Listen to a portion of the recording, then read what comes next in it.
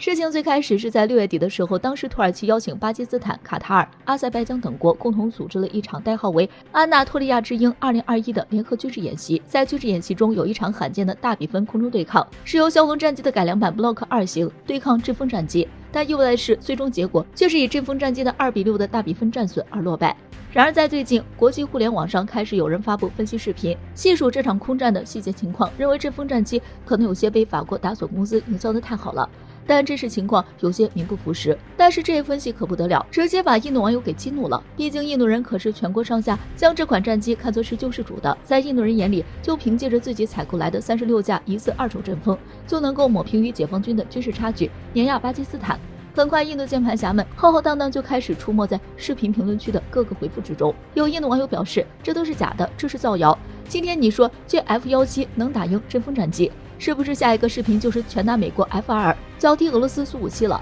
还有人帮腔，声称枭龙还干掉了150架 UFO。随后有印度键盘侠表示，阵风战机会输，这完全是飞行员能力的问题。这场空中对抗是由卡塔尔的飞行员操作阵风，与巴基斯坦飞行员驾驶的枭龙战机进行对抗。这说明是卡塔尔的飞行员不行，飞行员太菜了，这和阵风没有一点关系。不过，印度网友这波洗地却给洗出事了，很快引起了大批疑似巴基斯坦网友们的降维阻击。有网友讽刺，印度人会制作一批宝莱坞电影，这就是他们如何让阵风取得胜利的。有一说一，印度人确实是喜欢干这种事情，比如去年中印边境冲突，印度被打得抱头鼠窜，结果印度却准备拍一部电影，并在电影中和中国一决高下，重拳出击。还有巴基斯坦网友嘲讽，每次听到 GF-17的名字，我就想起了好喝的茶。这个梗其实出自2019年2月份印巴空战，当时印度对巴基斯坦孤军而战，战机向巴基斯坦边境关键地区投掷炸弹，结果被巴基斯坦一轮反击击落了1架战机，其余的仓皇撤退。当时就有一名印度空军上校被俘。后来巴基斯坦媒体采访这名俘虏有什么想说的，结果这哥们儿却说出了这里的茶很好喝，我还想喝的经典名言。后来这段话也成为了外界嘲讽印度空军的一个梗。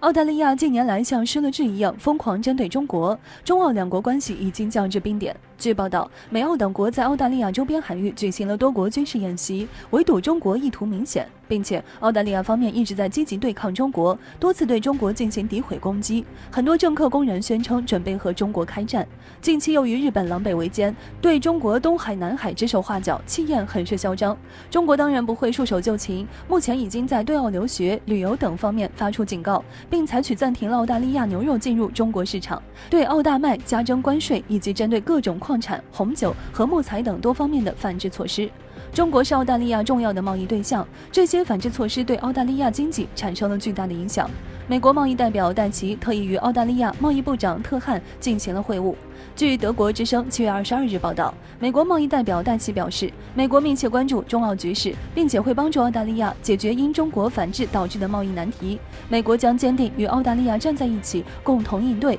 戴奇的发言引来了澳大利亚前驻华大使瑞杰瑞的嘲讽。在这位前大使看来，美国此举只是在安抚澳大利亚，是一种空洞的保证，让澳大利亚继续保持决心与中国进行对抗，削弱中国的实力。瑞杰瑞表示，澳大利亚的高官们还对美国抱有希望，因为美国一直在强调支持澳大利亚的对华策略。但事实证明，中国拒绝的澳大利亚之后空缺的市场全被美国人接手了。确实，自从中澳关系进入低谷以来，美国趁着机会接手了大部分原本澳大利亚在中国的市场。澳大利亚还天真的以为美国会对他们施以援手，真是傻得可以。这么一算，美国只是口头表达了一下支持，却换来了庞大的中国市场。澳大利亚那些精英们脑子里不知道装的是什么，居然能做出这种交易。目前来看，莫里森已经是骑虎难下了。一方面已经彻底得罪中国，需要美国背后撑腰；另一方面，就算此时向中国服软，改善与中国的关系，被美国吃到肚子里的市场份额，美国不会轻易吐出来的。所以，莫里森现在只能硬着头皮继续死撑了。在此奉劝澳大利亚精英们，不要继续听信美国谗言，继续对抗中国。中国崛起是时代的选择，是大势所趋。一味跟随美国，最终受伤的只能是澳大利亚自己。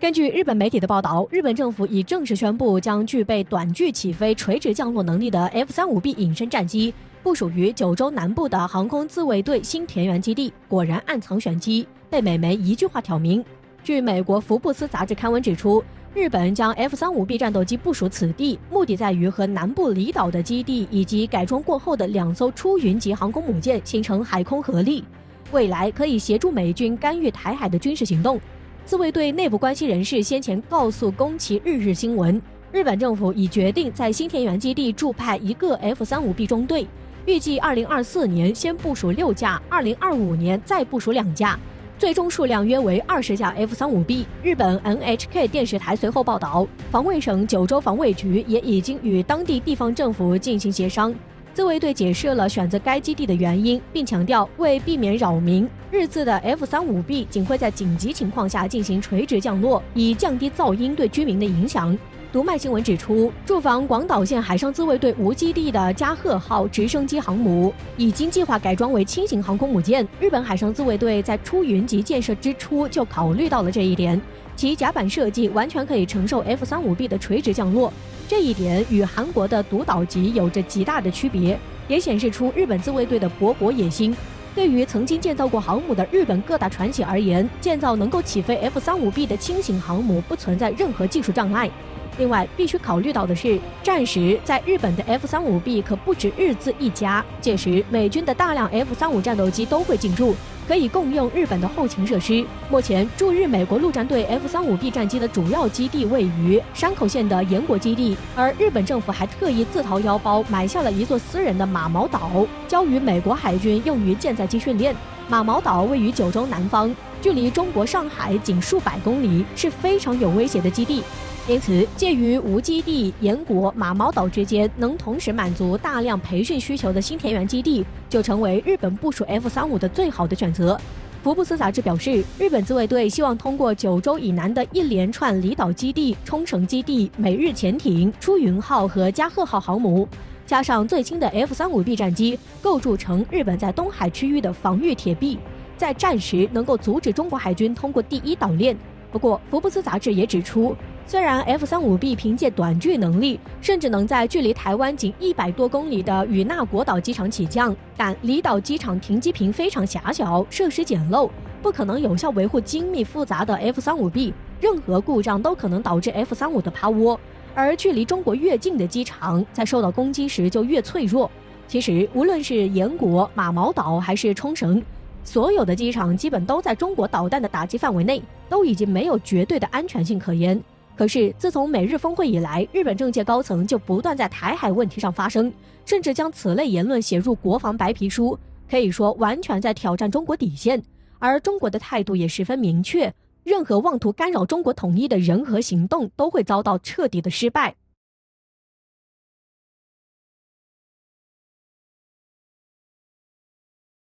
当今世界，科技已经悄无声息地深入到社会的各个领域，是一个国家综合实力的侧面象征。在激烈的国际竞争中，自主创新俨然成为一个国家硬实力的代表。只有掌握自主能力，才能摆脱其他国家的束缚，在国际上赢得更多的话语权。而随着中国的不断努力，其科技上也有显著成就，国际地位也在不断提高。近日，中国实现科技新成就，在太空领域又上一层楼。印度网友纷纷表示对中国的羡慕，也为中国的进步感到由衷的赞美。近日，据有关报道称，中国太空站实现自给自足，家电实现新的突破，并且这是太空站首次应用微波炉。而中国制造一词给国人带来深深的自豪感，这让我们看到祖国的强大。中国在科技创新之路上越走越好，越走越远。除了来自中国人的骄傲，也有国外对中国科技的称赞。看到中国快速崛起的科技，印度网友直呼给中国点赞。有印度网友直言，中国在创新和技术上已经走得很远了，中国真棒，言语中透露出丝丝羡慕。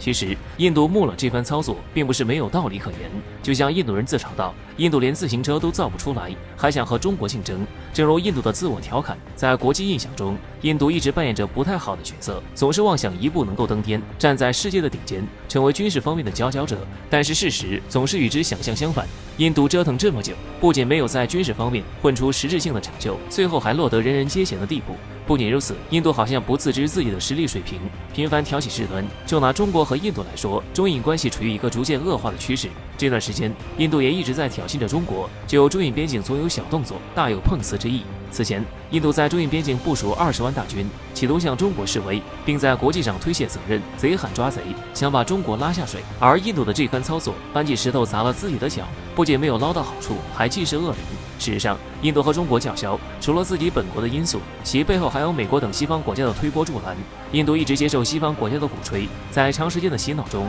真以为自己有能和中国抗衡的能力。等真正遭受现实的洗礼，印度或能明白自己错的有多离谱。希望印度能恍然醒悟，早日看到群众的呼声，明白与中国作对是最糟糕的选择，中印关系也能得到进一步改善。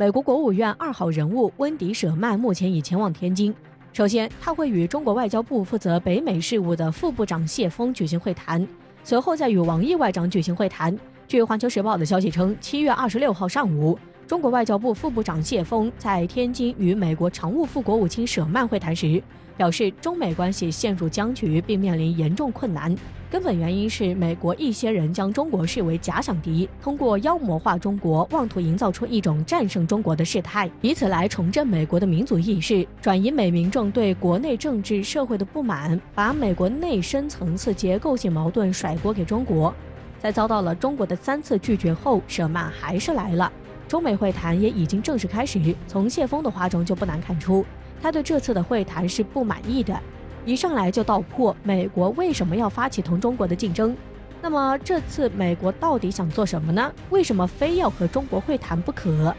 对此，有分析认为，此次美国人来华会谈的主要目的共2点。其一，在外交方面，美国陷入了僵局，拜登与前任总统特朗普采取了截然不同的政策。特朗普选择单打独斗与中国强硬，而拜登喜欢联合盟国进行围攻。但要知道的是，与中国交恶，这就意味着将失去中国的市场。所以，拜登的联合恶华政策并没有受到其盟友的欢迎。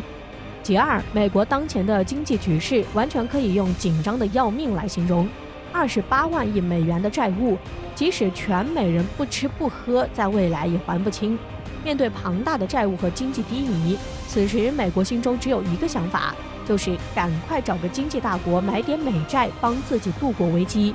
尽管中国不能完全帮助美国解决债务危机，但中国购买美债不仅能够直接帮助美国缓解经济压力，而且有可能引导世界其他国家进行购买。因此，美国现在非常需要中国的援助，所以舍曼在到达中国之前进行了一圈环中国访问，隐隐约约有着一种想逼迫中国救美国的意图，但这有可能吗？对此，著名的军事专家袁周院长认为，此次会谈的地点是天津，而不是北京。从会见规格上来看，就能明白，这次的会谈并不会有一个最终的结果。哪怕美国人会十分的不满，但这次中国说了才算。